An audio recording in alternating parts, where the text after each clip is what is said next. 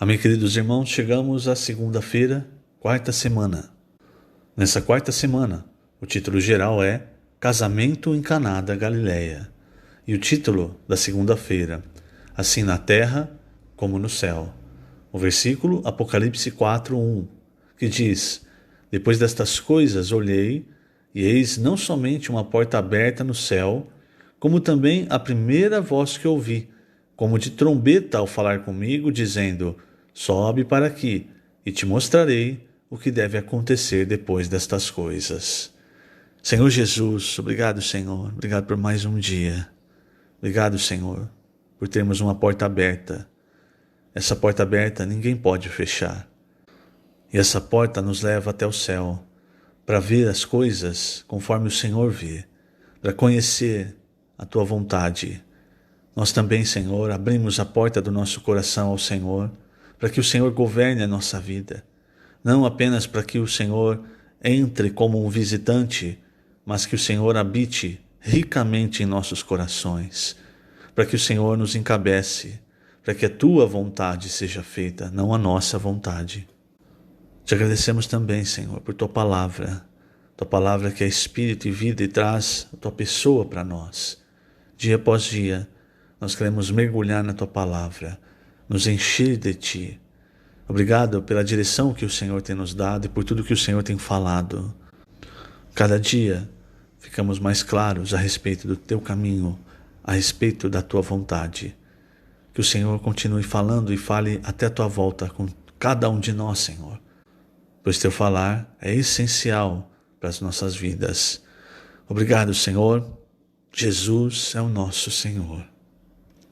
Muito bem, queridos irmãos, hoje, nessa semana, vamos entrar no capítulo 2 do Evangelho de João e vamos ver essa semana o que acontece no começo desse capítulo, o casamento, o ambiente do casamento em Caná da Galileia. E, por conseguinte, nós vamos falar um pouco também sobre o casamento. Mas, hoje, tem um ponto importante, irmãos. Sempre que nós vamos até o Senhor, sempre que nós vamos até a Bíblia, nós precisamos perceber para onde a Bíblia quer nos levar. Um grande exemplo, irmãos, é o que acontece no capítulo 6 do Evangelho de João. Pouco antes, o Senhor havia enfrentado rejeição dos fariseus, dos escribas, enfim, dos sacerdotes, da autoridade do povo de Israel. O Senhor havia curado aquele paralítico no tanque de Betesda, que havia 30 anos era paralítico, e era um sábado, não é? E aqueles religiosos, irmãos, ao invés deles olharem a felicidade daquele homem por ter sido curado, o que eles focaram? Eles focaram na parte do sábado, e eles usaram isso para acusar o Senhor. Então você desfoca a cena principal, você desfoca a intenção, e aí você tira do contexto algo, e você realça isso. Você joga isso em letras grandes. Ele curou no sábado. Ele desrespeitou a lei. E ali no versículo 18, versículo do capítulo 5, por isso, pois os judeus ainda mais procuravam matá-lo, porque não somente violava o sábado, mas também dizia que Deus era seu próprio Pai, fazendo-se igual a Deus. Quer dizer, eles procuravam matar o Senhor, porque o Senhor falava a verdade, porque o Senhor fazia a obra de Deus. Perceba isso, irmãos. Isso é o que nós vemos no capítulo 5. E o Senhor ainda, depois desses versículos, ainda explica a sua missão, explica muita coisa para eles, mas a questão é, essas pessoas estavam com o coração fechado, irmãos. O Senhor Jesus era o Filho de Deus, era enviado de Deus. Logo no começo do Evangelho, João já disse, ele veio para o que era seu, mas os seus não receberam. O povo de Israel, irmãos, na sua maioria, não recebeu o Senhor. Principalmente a liderança judaica, irmãos. Eles estavam com o coração fechado, vendo o Senhor como um adversário. Aí você vai para o capítulo 6. No capítulo 6, o que acontece?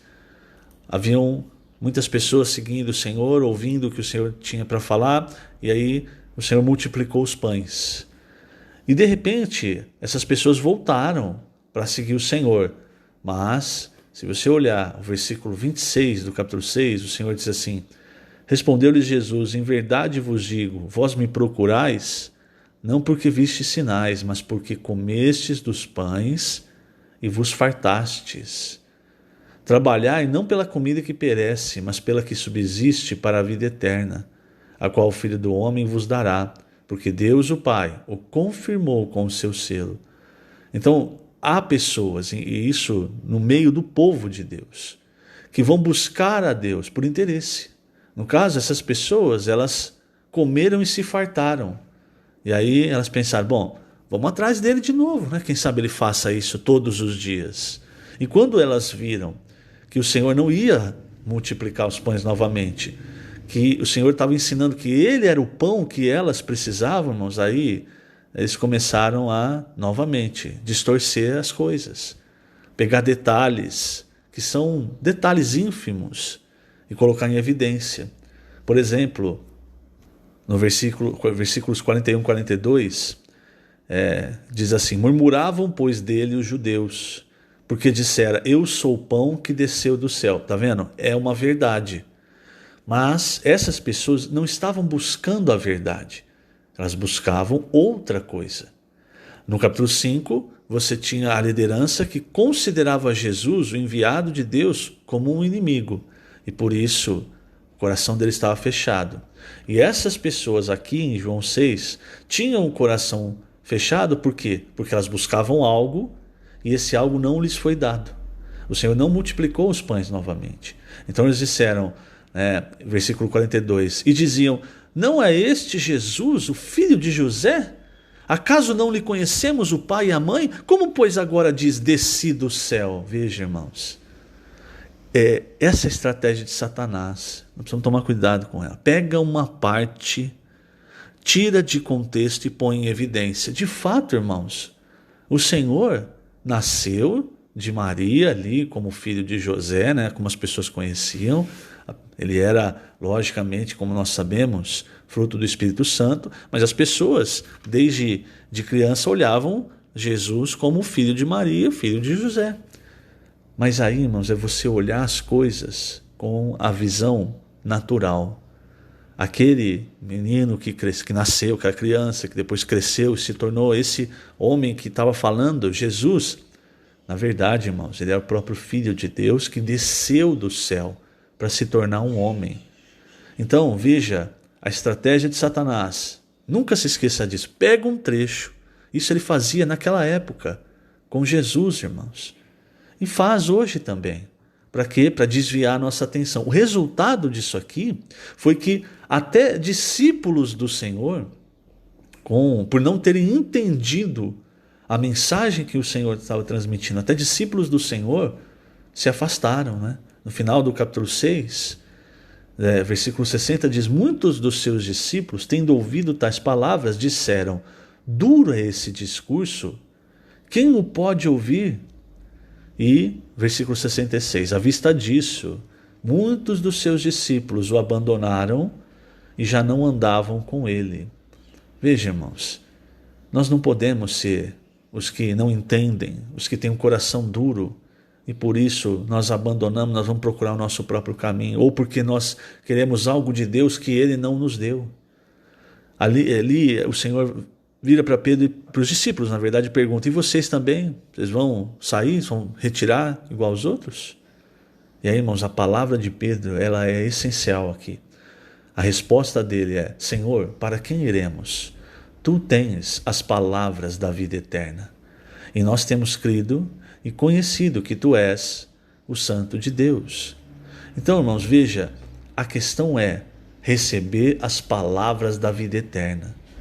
Abrir o nosso coração, buscar o Senhor, para de fato receber o que é importante, as palavras da vida eterna. E por que eu dei? Isso aqui é uma introdução, irmãos, né? Por que eu falei tudo isso? Porque, como eu disse no começo, nós precisamos entender para onde a Bíblia quer nos levar.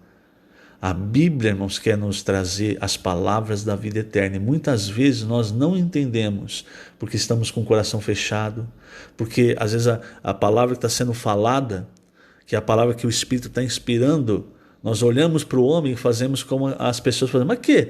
Esse aí é Jesus, eu conheço ele. Não desceu do céu coisa nenhuma, é filho de Maria e José. Aí você olha para o homem. Vai falar assim, o quê? Esse aí está falando? Não, mas esse aí eu conheço. Ele fez isso, isso, isso. Então, irmãos, veja se nós não estamos caindo hoje no erro, no engano, no engodo de Satanás. Por quê? Porque o que Satanás quer, irmãos, é exatamente nos fazer dispersar, sabe? Querer nos afastar do Senhor, nos afastar das palavras da vida eterna, porque ele sabe, é a palavra de Deus que faz a obra de Deus. O poder de Deus está na sua palavra. Tanto é que João 1,10 fala, Hebreus 11 fala que todas as coisas foram criadas pela palavra de Deus. E a palavra é Cristo. E aqui nós temos, irmãos, a palavra viva falando para as pessoas. E as pessoas com o coração fechado. Não tenhamos também o nosso coração fechado, irmãos. Assim como Pedro, vamos olhar para o Senhor, recebendo essa palavra e dizer, Senhor, fala comigo. Tu tens as palavras da vida eterna. Eu quero ser pobre em espírito para receber o teu falar, para receber a tua direção, para seguir no teu caminho. E tocando agora, fiz essa introdução para isso, eu quero ler na página, tocando o ponto do alimento diário agora, eu quero ler na página 57, o segundo parágrafo. Veja só, antes de entrar nesse conteúdo, que é o conteúdo do casamento, queremos falar de algo muito importante na vida de cada um de nós, que está na oração que Jesus ensinou aos seus discípulos no Evangelho de Mateus. Em Mateus 6, versículos 9 e 10, diz assim, vós orareis assim, Pai nosso que está nos céus, santificado seja o teu nome, venha o teu reino, faça-se a tua vontade, assim na terra como no céu. Em outras palavras, nosso Deus está no céu, habita na eternidade e está acima de todo principado e potestade. Jesus nos ensinou a orar ao Pai para vir o reino, para que a sua vontade se faça na terra, assim como é feita no céu. No céu não há impedimentos para o Senhor fazer a sua vontade, pois lá não há nenhuma resistência à sua autoridade. Mas na terra há resistência contra a vontade de Deus. Portanto, nossa tarefa é restaurar a terra, para que Ele também faça a sua vontade aqui. Então veja, irmãos, na oração, 3 pontos principais. Santificado seja o teu nome, venha o teu reino, faça-se a tua vontade, assim na terra como no céu. Então são 3 coisas, o nome, o reino e a vontade. E por que está tocando a questão do céu, irmãos? Porque aí entra todo o encargo do Evangelho de João. Nós precisamos ter uma visão celestial.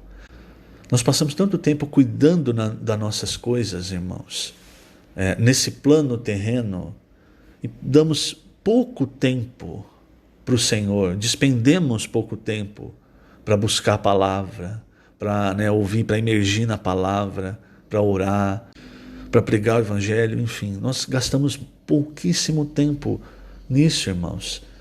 Nós precisamos subir. E no final, subir, porque a porta está aberta. É o que eu vou ler agora o próximo versículo e o próximo trecho. A porta do céu, irmãos, ela está aberta. E não só ela está aberta, como o Senhor está dizendo a mesma coisa que Ele disse para João. Ele disse, sobe para cá, sobe para aqui, E aí você vai ver as coisas que eu tenho te mostrar. Imagina, irmãos, o Senhor falando ali no capítulo 6, expondo as coisas do céu. E aquelas pessoas, elas estavam interessadas no pão que era da terra. Então o nosso coração precisa querer, precisa ansiar pelo que é celestial. Do contrário, irmãos, eu vou dizer, nós vamos até transformar a Bíblia, que tem as palavras da vida eterna, em algo comum, em algo terreno, num simples manual de como viver. Não, irmãos, a Bíblia não é isso. A Bíblia é muito mais que isso. É na Bíblia que nós temos as palavras da vida eterna. E essa palavra que o Senhor tem nos dado, a palavra profética, irmãos, ela tem nos guiado para quê? Para exatamente trazer as riquezas da Bíblia para nós, para que nós mergulhemos nessas riquezas e saiamos cheios de Cristo. Entenda isso, porque senão a gente pode incorrer no mesmo erro que eu mostrei no começo, em João 5, João 6, e ao invés de receber a palavra da vida eterna, a gente se afastar e procurar as coisas, procurar a nossa vida aí, ou fazer da Bíblia apenas um livro um manual de como viver, e ela é muito mais que isso. É na Bíblia, irmãos, que nós encontramos a palavra, que é a escada, o próprio Cristo, que vai nos levar a ter uma visão celestial. E digo novamente, irmãos, graças ao Senhor, que na sua misericórdia tem nos dado a palavra profética para nos mostrar a direção, irmãos. Porque muitas vezes, nós agimos como os discípulos em João 6. Aqueles discípulos, eles estavam diante do Senhor Jesus em carne, falando a palavra. E eles ali, como nós vemos, eles abandonaram o Senhor porque não entenderam a palavra do Senhor, porque eles precisavam de revelação. Hoje, irmãos, nós temos o Espírito. E o Espírito é o que nos revela a palavra. Mas, se o nosso coração estiver fechado, irmãos, o Espírito não vai colocar as coisas, como diz aquela expressão, goela abaixo. Não, Deus não é assim. Para isso nós precisamos abrir o nosso coração, irmãos. Eu vou ler outro trecho aqui, a continuação, na página 57, finalzinho. Fala agora da porta aberta nos céus, que o apóstolo João viu na sua visão do capítulo 4. No capítulo 4, versículo 1. Depois dessas coisas, olhei, e eis não somente uma porta aberta no céu. Lembre-se, irmão, Filadélfia, ela tem uma porta aberta. Essa porta aberta é para Filadélfia subir pela escada, que é o Senhor Jesus, a palavra, e ir até o céu, mas também a porta aberta para o Senhor descer e entrar e fazer morada, habitar, ou seja, ser o dono, o que está sentado no trono, o que governa, o que encabeça a igreja. Essa é a porta aberta. Depois dessas coisas olhei, e eis não somente uma porta aberta no céu, como também a primeira voz que eu ouvi, como de trombeta ao falar comigo, dizendo: sobe para aqui, e te mostrarei o que deve acontecer depois dessas coisas. Imediatamente eu me achei em espírito, e eis armado no céu um trono, e no trono alguém sentado. Então aqui, irmãos, vai descrever o que lá em Apocalipse, lá na época que João escreveu Apocalipse, ele viu no céu. Lembra que ele vê os 4 seres viventes, eles veem que do trono saem, ele vê, que do trono saem relâmpagos, vozes e trovões. Quer dizer, o céu, ele está em plena atividade, carregado de muita energia. Para quê? Para salvar as pessoas e para levar a palavra da vida eterna para as pessoas. Mas não vão ser os anjos que vão fazer isso. Quem leva o que está no céu aqui para a terra, para as pessoas, é o corpo de Cristo, irmãos. Daí a figura dos 4 seres viventes. Muito bem, eu falei que eu ia ler, vou ler então. Acho que resume melhor esse sentimento. Último parágrafo, página 57. Por meio dos escritos do apóstolo João, o Senhor está levando-nos a ver que existe uma porta aberta no céu. E de lá, uma voz convida a igreja a subir. Sobe para aqui. Se tivermos a mesma visão de águia que João teve, veremos que no céu está o trono de Deus e que dele saem relâmpagos, vozes e trovões. Em outras palavras, o céu está em plena atividade, carregado de muita energia. O céu está assim porque lá não existe resistência à vontade de Deus. Ninguém é contra ele. Deus agora quer trazer a mesma condição do céu para a terra. Como ele fará isso? Por meio de Cristo e de sua igreja. Cristo é a escada que pode conectar a terra com o céu. Por meio dele e de sua ressurreição podemos assentar-nos hoje nos lugares celestiais. E acredito que estamos conectados com o céu. Veja, o capítulo 4 de Apocalipse, ele começa com essa porta aberta, não é? Aí o último versículo de Apocalipse 4, ele diz assim: Tu és digno, Senhor e Deus nosso, de receber a glória, a honra e o poder, porque todas as coisas tu criaste. Veja agora, sim, por causa da tua vontade, vieram a existir e foram criadas. Quer dizer, lá no começo você vê o trono de Deus, no final do capítulo você vê a vontade de Deus. Quer dizer, é o que nós vemos na oração de Mateus 5. Santificado seja o seu nome, e aqui você vê, aqui no versículo 11, o nome do Senhor sendo santificado. Venha o teu reino, faça-se a tua vontade. Quando vem o reino, irmãos, vem a vontade de Deus. E nada, irmãos, escapa à vontade de Deus. Talvez você veja as coisas de uma maneira ainda natural e ache, não, isso aqui escapou da vontade de Deus. Não. Deus está no trono, irmãos, governando. E para nós é muito importante conhecermos a vontade de Deus, porque como diz o versículo 11, por causa da tua vontade vieram a existir todas as coisas e tudo foi criado. E hoje, irmãos, em Cristo, nós estamos no centro da vontade de Deus. Perceba isso. Isso quando nós vimos o livro de Colossenses ficou muito claro. Que Deus nos coloca em Cristo e dá Cristo como cabeça para nós sermos encabeçados e assim Cristo encabeçar também todas as coisas. Veja, irmãos, quantas riquezas nós temos com a palavra sendo revelada para nós. São as palavras da vida eterna.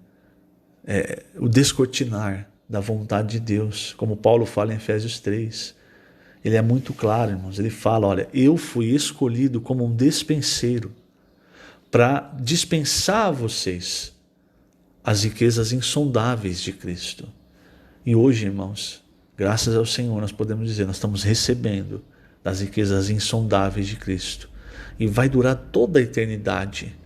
Nós vamos continuar recebendo, porque o nosso Deus é infinitamente rico.